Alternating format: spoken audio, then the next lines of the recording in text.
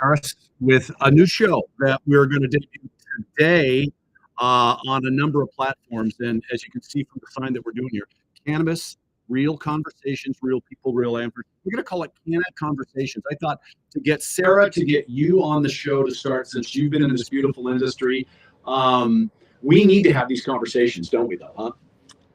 I'm pumped about this. Okay. Thank you for having me. Thank you. Thank you for starting it. Thank you for leading this conversation in our community, Brett. You are, it's really amazing. I'm so happy to be here.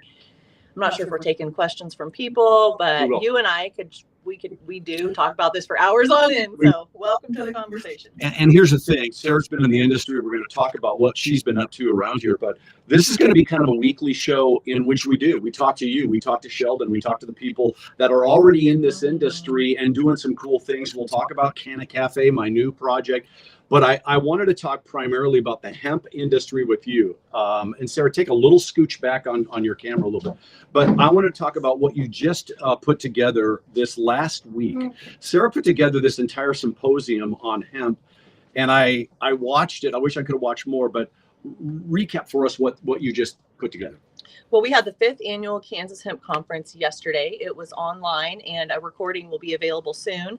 So we'll put that on all of our channels, website to live on. It'll mainly live on the Pittsburgh State SBDC YouTube channel. So that'd be a good place to find it too.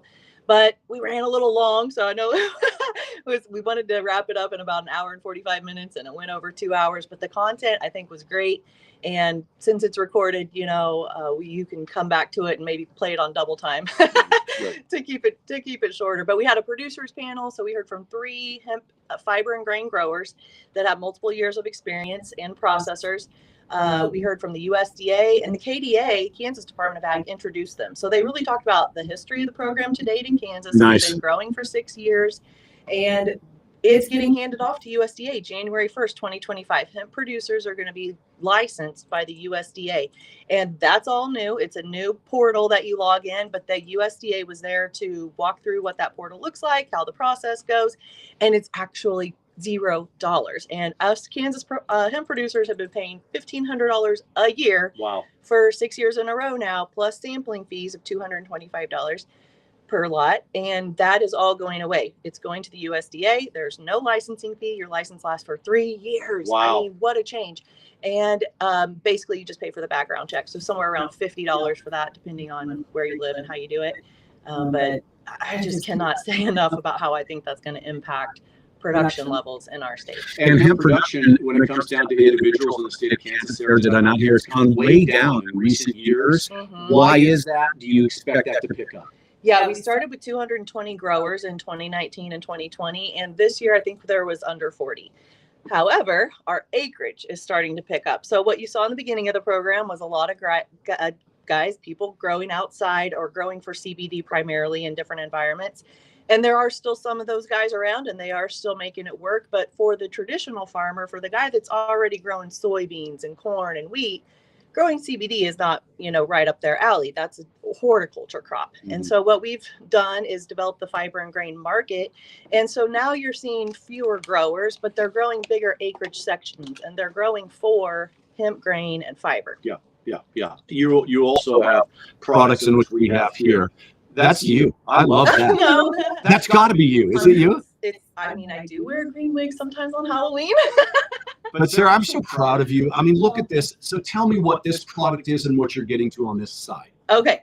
So hemp grain is a food. It's a wonderful food that's approved today for human consumption by the USDA. It's in the grass category, generally recognized as safe. It is a complete source of protein, high in all 9 essential amino acids, about 30% protein raw, healthy in fiber as well. It is a complete source of nutrition. So around Kansas, we're growing hemp grain and fiber crops. And we have a processing facility in Augusta where we're bringing those crops in. We're cleaning the grain, separating out the mature and the immature grain, and then third party turning it into hemp protein powder, hemp seed oil, and then some finished products from there. So what you showed is the coffee. Yeah. That is locally grown in Augusta by Alchemy Coffee Works. It's imported Brazilian beans, but locally roasted. And then we're adding our protein powder to it. And you're literally getting 5 grams of protein and a cup of coffee. I think that label says 2. I can't read it from here, but we just had a full nutrition panel done by Kansas Value Added Food Lab. Good. It came in at 5 grams of protein Wow. and a cup of coffee that you were going to drink already. And it's just a simple addition. You really don't taste it. But I think just we need a plant-based protein oilseed. Yeah. And that's what hemp is. And that is a rotation crop worth knowing about if you're a farmer. And if someone wants to know about that, and if someone wants to, maybe they're hearing your voice right now, not only they want to find out about your business, but one of the things that you did, I think, really good with that symposium you put together, how to apply for a license. I mean, that lady really rolled that down, how simple it is to get a hemp license in the state of Kansas. Can they reach out to you? Yes, I would love for them to reach out to me. Our processing company that I described, and the brand is Hempy's Heart. The processing company is Midwest Hemp Technology. But we also have a group called the Kansas Hemp Consortium. And that is producers, processors, scientists, Pittsburgh State, people that are just really interested in the education and outreach. Right. And you know how wide the gap is that we need to cover on education, which is basically why we're sitting here today. Right. So yeah, the Kansas Hemp Consortium has a ton of educational resources. That's the website where that program will live online. So I would check that. There's a planting guide there. There's just a ton of resources. These videos from previous years that we've, conferences that we've produced, those are all living on there. So yeah. Kansas Hemp Consortium is the education and outreach that I would initially point people to. But when you're ready to sign a contract to grow, fiber and grain, Midwest Hemp Technology has contracts. And a lot of agronomic support throughout the season. Yep. We actually have a grant that we participate in with Lincoln University. And we are able to provide seeds for growers. We're able to do the agronomic support throughout the season. And then they're getting a per acre stipend from Lincoln University as part of a climate smart commodity. Wow. Grant. Well, that's a pretty, we're aiming to plant about 450 acres in Kansas this year through that grant. That is killer. Where do you want your group in Augusta to be in 5 years? Well, we're in Wichita. Augusta, Wichita. Augusta, Wichita. South Central Kansas. Right. Where do you see yourself in 5 years? Headquarters of Cargill. I love it. I speak with them, and they're looking at him. Good. You know, but for a big private company like that, they have to do a lot of R&D. So there's a lot of R&D going on right now. But I say that to say that you have so many examples in this region of grain networks, Mid-Kansas Co-op, Fleming Feed and Grain. Right. You know, so you can see that, yeah, we need a little grain mill here. We need to be making some feed products. We need to be helping farmers grow this successfully. And I think we've just been creeping along. But getting this cycle right, getting this recipe put together, and once you get there, and the timing, which we have no control over, but is working out well, you know, those things are coming together at the right time to scale. I love it. I love it. And Sarah, if someone wants to get a hold of you, tell me about that. Are you free to give out your phone number? Is there a 316 number at the office that someone can contact? I just use my cell. So yeah, it's 316-619-7612. We're definitely on social media. Our websites are kept up to date. Kansas Hemp Consortium for the education and outreach, Midwest Hemp Technology for the contracts to grow, and then Hempy's Heart for the retail products. Beautiful. Okay, we're going to be seeing a lot of each other. Everybody thinks that Sarah's with us, of course, with Hempy Heart. Please track her down. We're going to leave you on today's initial broadcast of our, well, what do you call it? Cannabis. Who knew? Real conversations, real people, real answers, really threw this first one together. But guess what? You got to have a first one.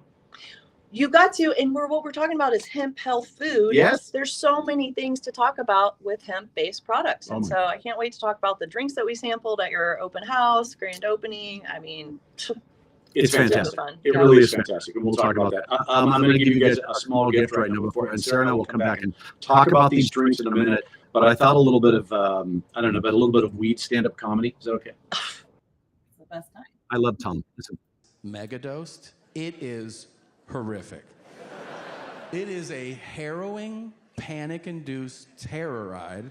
And so a few weeks ago, I did it to my mother. I was visiting her. She's alone. She knows I eat them at night. I've told her for a while they help me sleep, which they do.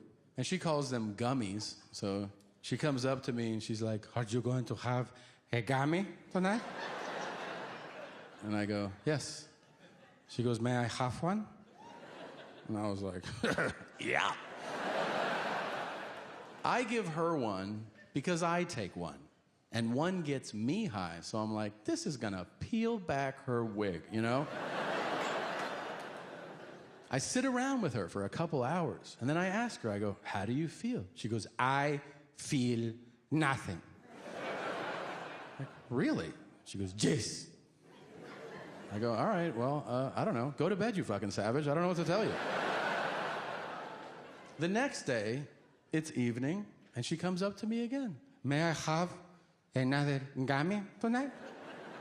I go, "You had one yesterday, and you didn't feel anything." She goes, "Maybe I should take 2. Maybe you should. I give her 2, we hang out, and again, I ask her, "How do you feel?" She goes, "I feel nothing." I'm like, "Really?" She goes, "Should I take 2 more?" I said, "Hey, Pablo, you might want to keep it in first for a minute." She goes, "You don't think so?"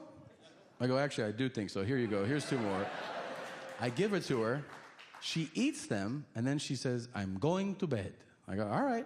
She goes to her room. I go to the guest room. A few minutes later, I receive a series of text messages that I have since memorized.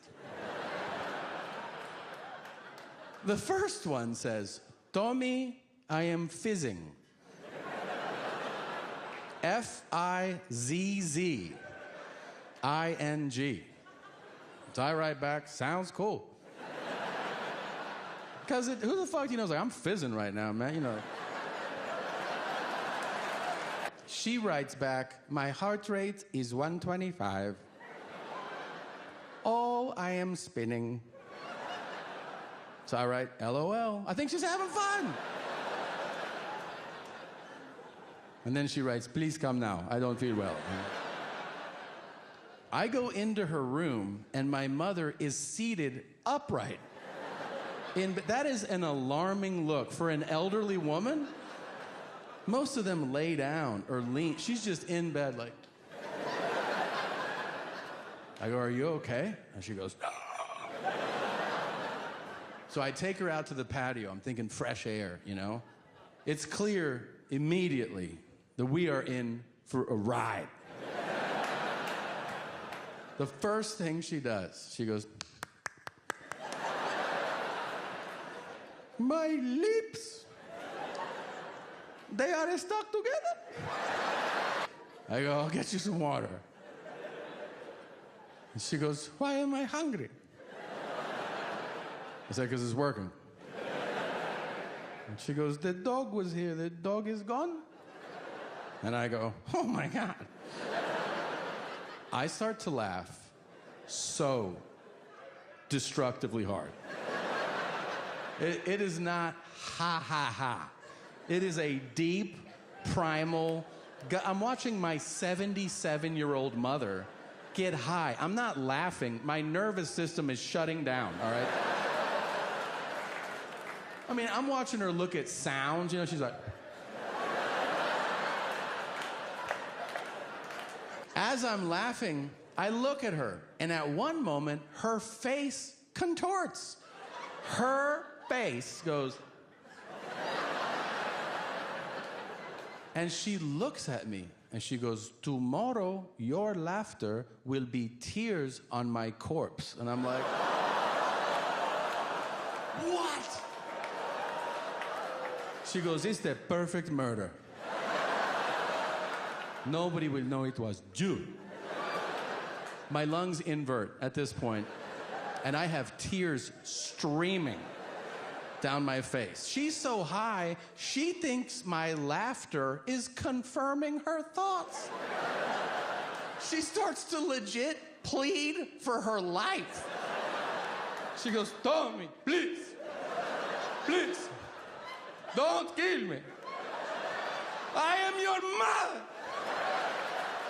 I fucking pass out in a chair. I'm like, ugh.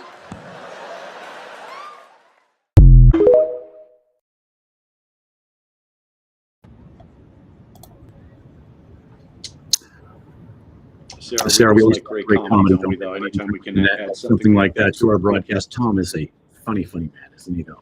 Yes, Yeah, I really enjoyed those clips at the open house grand opening too. Fun. Listen to Phil. Everybody, we're kind of doing our first broadcast of Cannabis Conversations today. Sarah is with us to talk a little bit more about what's coming up. Anything in the month of November, or I should say the month of December, that's coming up event-wise that maybe people could be aware of on the cannabis industry? Yesterday was a big one. I don't think I Yeah. have a whole lot more planned. I know the Kansas Cannabis Chamber is remaining active through the end of the year. Love them. Working on legislative stuff for the coming season on that front. But for Midwest Hemp Technology, we are having a pop-up market out in Augusta tomorrow from I think 10 to 2. Lori's Emporium's organizing it, so it's fun. It's a lot of good stuff going on in Augusta if you're out that way. Good. And we'll invite everybody. We're broadcasting from the new Canna Cafe, back house of the Cannabis, which is really kind of powering into the drink industry. So come by and learn a little bit more about that. So that's it. Our first broadcast is underway. I'm going to leave you with a really good person who I think is also really good at giving us tips of this. This is Dr. Selman, who is really good. Have you heard of this young lady that's on your Yes, screen? I'm pretty sure I have. She is so good at explaining really the 101 of CBD and hemp products. So I thought we'd leave everybody with that today. We'll be back on Saturday morning. Sarah, thanks. Thanks. I just encourage people to come out to the Canna Cafe. It's a beautiful space. I appreciate the products that you're putting out, and it's so important for people to know where those things are coming from, and they can get good products that are trusted, third-party tested, and that's really crucial. I can't wait till we could probably spend a couple hours just talking about that. And we will. We will. All right. Let's do it.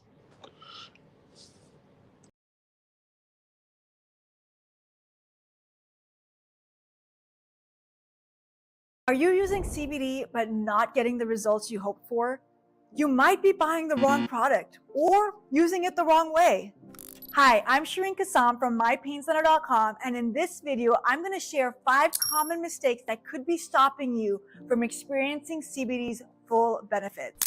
And the last mistake is something almost everyone overlooks, but can completely change how CBD works for you. So stick around and find out. So what exactly is CBD? Well, CBD has become a popular natural remedy for everything from anxiety to pain to sleep. But if you're not using it correctly, you could be wasting your time and money. So let's get right into it, okay, y'all? Mistake number 1, not choosing the right type of CBD. CBD comes in 3 forms: full spectrum, broad spectrum, and isolate. Full spectrum contains all the cannabinoids of the hemp plant, including tiny amounts of THC, which can help enhance its effectiveness, but it's not enough THC to give you a euphoric high, so don't worry. Broad spectrum removes the THC but keeps other compounds, while isolate CBD is a pure CBD. If you're not seeing results, you may be using the wrong type for your needs. The research shows that full spectrum CBD and broad spectrum CBD are often considered the best options for managing pain and from promoting sleep. This is due to the entourage effect, which helps enhance the therapeutic benefits of cannabinoids and terpenes. Mistake number 2, not checking for quality. Not all CBD products are created equal, and this is a huge mistake that a lot of people make, especially to save some money. Some products don't even contain the amount of CBD they claim to. Some don't even have CBD at all, okay, you guys? So always look for third-party lab testing to ensure your product is free of harmful contaminants and actually contains the advertised amount of CBD. A cheap product might save you money up front, but it's not going to deliver the results you're looking for and could be unsafe. Mistake number 3, taking the wrong dosage. One of the biggest issues is taking too much or too little CBD. Everyone's body is different, and finding the right dose requires some trial and error. So start low and go slow. Begin with a small amount of CBD every day and gradually increase daily until you find your sweet spot. Too much CBD can be just as ineffective as too little. Mistake number 4, not being consistent. This is a big one, okay? Expecting CBD to work like a one-time fix is not true. Many people make the mistake of taking CBD sporadically or only when they're feeling badly. CBD works best when taken consistently over time. And I'm talking weeks, even months, because it needs to build up in your system. So if you're not taking CBD daily, you may not be giving it the chance to work its magic. So be patient. And lastly, the most important mistake a lot of people make when it comes to CBD is, drumroll please, mistake number 5, expecting immediate results. CBD is not a magic pill. While some people notice benefits right away, most find that it takes several weeks or even months of consistent use to see real changes. If you've been using CBD for a few days and you're thinking, ooh, this is not working for me, give it more time. Again, patience is key with CBD. And it actually could be working for you. You're just feeling better, but you don't even realize how your anxiety has decreased, how you might be sleeping better at night, how your pain levels have gone down. So it might be worthwhile to even keep a journal. I hope this video helps you avoid these common mistakes when using CBD. If you're looking for CBD gummies that are lab tested for quality and purity, check us out.